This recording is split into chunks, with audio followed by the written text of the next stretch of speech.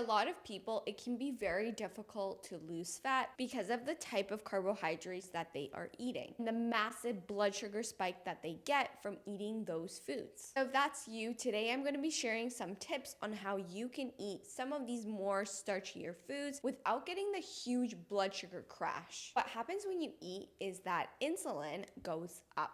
And insulin is the hormone secreted by your pancreas telling your body to store in carbohydrates and sugars. And when you have too much sugar, your liver then produces lipids, which you then store as body fat. And when you stop eating, your insulin level slowly goes down and your body will then start to burn more fat as fuel. And why insulin is so important is that it stops lipolysis from happening. In other words, it stops the breakdowns of fat for fuel. So the first tip that you can do in order to not get such a huge insulin spike right after you finish eating would be to do some exercise prior to eating your carb-heavy meal. After doing a bout of resistance training or some sort of endurance exercise, we are a lot more insulin sensitive for about 2 to 24 to even 48 hours after that bout of exercise. After a bout of exercise, your muscles become a blood sugar sponge. It helps absorb a lot of the blood glucose that is circulating in your bloodstream. Second tip is to eat your protein first within a meal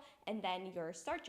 There have been numerous studies showing that if you eat your protein and actually your veggies first, it will really help lower that blood sugar response. It makes it so that you don't need to pump out as much insulin to bring that blood sugar down. I would suggest having half of the portion of protein first, dabbling into your non-starchy veggies, and then go for your starchier sources of vegetables on your plate when you are eating a meal. My next tip is to go on a 10 to 15 minute walk after having a meal. This has a very similar effect to your blood sugar and your insulin response, similar to after you have done a workout session, but it does it more so just after the fact. Because walking helps to stimulate muscle contractions, and as a result, it's going to help absorb the blood glucose that is circulating in your bloodstream, which means that your insulin doesn't have to go as high. My next tip is to, of course, choose higher fiber sources of starches, sources of vegetables,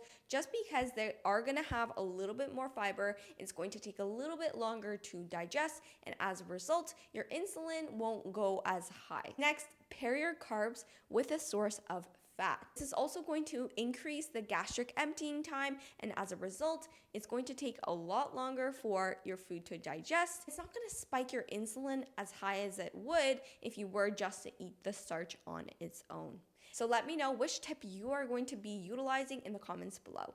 That's it for me, guys. Make sure to give this video a huge thumbs up, subscribe to my channel, follow me on Instagram, and I'll see you next time. Bye.